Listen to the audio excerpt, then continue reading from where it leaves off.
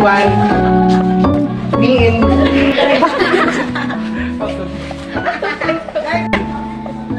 for me, si Ma'am Nijin is kind and makakuan gid siya sa amo kay mayo po siya motudlo and kabalo mo beautiful po siya.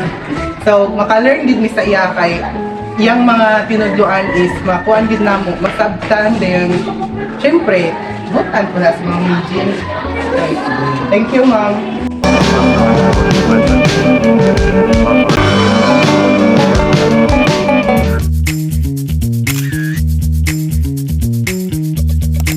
So my first expression on Ma'am Jin is maldita, but it's the opposite of what I expected because she's very kind and whenever we dili mi kasabot sa iyang mag-discuss or wala mi nakasabot kayo, iya gid kasabot sa amo. So thank you Ma'am Jin for teaching us.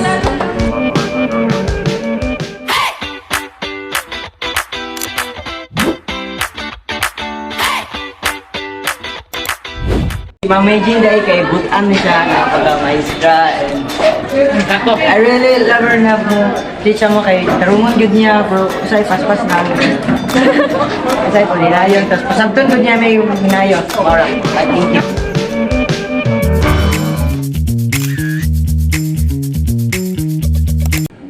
Hello everyone! Si Ma'am JDI kay Tutan and Guapa and iyarag gina kuan kan di naman kasabtan iya gina tudlo sa ba iya gipasabot sa ba. Thank you marato.